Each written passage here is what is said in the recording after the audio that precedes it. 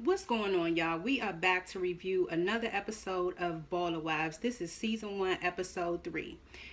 The show picks up where it left off last week. So they're still at Asia's open house, and it is now Asia, Channing, Miko, and Brent outside talking about this whole issue that Miko has.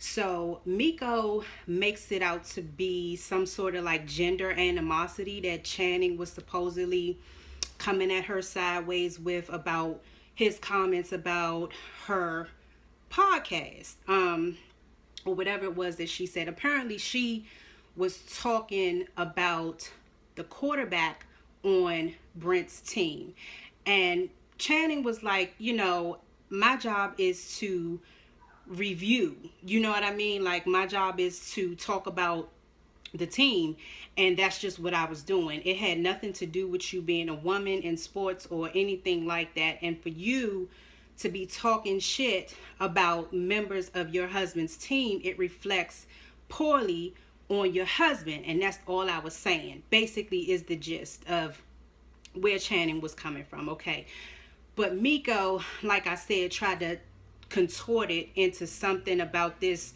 her not being good at what she does and whatever. It's just a bunch of bullshit, basically, that Miko was trying to make this out to be. And Channing was like, if you were that talented, you would have a job, okay? And there are 4 radio stations down here, and you could, if you're that talented, easily skip your ass on over to another one of those 3 stations and get your ass a job. But we see you don't have a job. I do, okay? So who really the fuck cares about anything you're talking about right now? Brent, meanwhile, is just kind of standing over there looking like he really doesn't care anything about nothing that's going on. And he actually speaks up and he says, look, I don't talk much. You said what you said. You were doing your job talking to Channing. It's over. It's squashed. All that's left is the shit between Miko and Asia. Okay, so y'all do with that what y'all will. Asia's like, I'm over it. Okay, so everybody is over it. Channing, Miko, and Brent are all over it.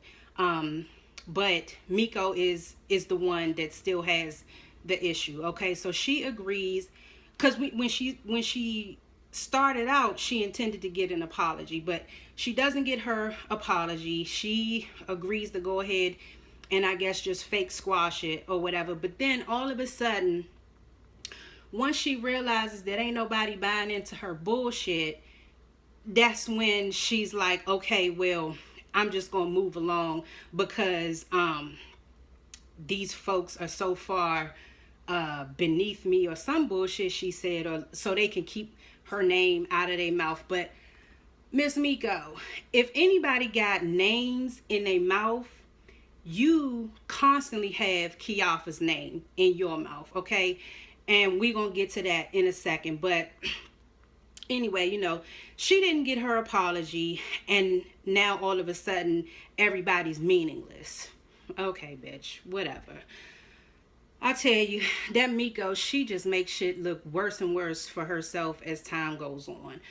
But anyway, so at the party still, after everybody disperses from the little Miko powwow, she talks to Kelly, Julius's wife, okay? So they're just kind of talking, chopping it up, and Kelly says, I was talking, me and Kiafa are friends. Kelly and Kiafa are friends. So Kelly says to her, Kiafa says, you're kind of like a bully, but, basically it is what it is. Kelly really wasn't tripping off of it. She said her husband Julius was cool with Miko and everything or whatever. But again, Miko uses this opportunity to position Kiafa as some sort of adversary. Like, she constantly is finding ways to perpetuate Kiafa's name. Like, she just keeps talking about Kiafa. Okay. So she came to the conclusion that it was Kiafa's fault that Kelly felt the way she did about Miko. Okay, whatever.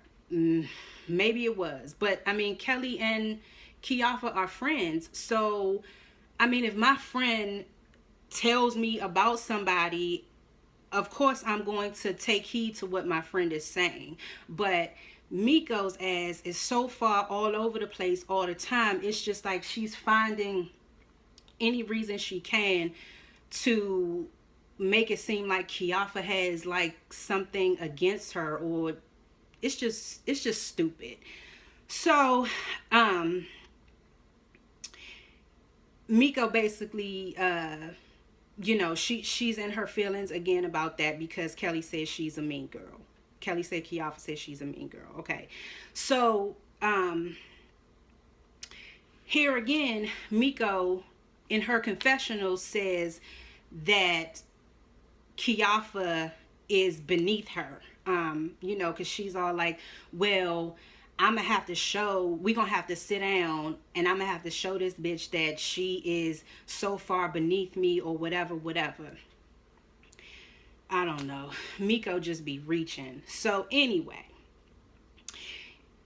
Kelly and Julius are out with their kids. This is a real cute scene. They're just out with the kids playing soccer and they're just expressing their feelings about the kids not wanting them to play football, so which is that's understandable, so they just were out just having fun with each other and everything, enjoying each other as a family. So that was cool.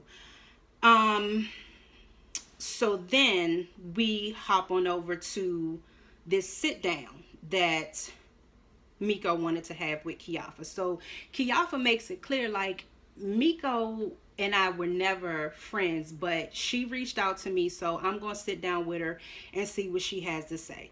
So Miko says that she's going to take this opportunity to let it be known that she's not going to allow Kiafa to sneak diss her, okay? But as far as I've seen on the show, Kiafa, whatever Kiafa needs to say, she'll say it to whoever she needs to say it to. But anyway, so they sit down, okay, and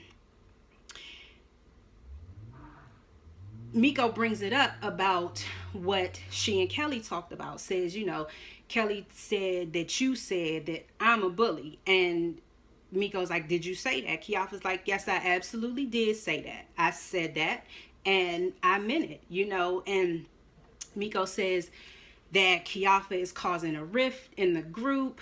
Kiafa's like, no, bitch, you're the one causing the rift because you're the only one with a problem. Like, I don't have a problem with you.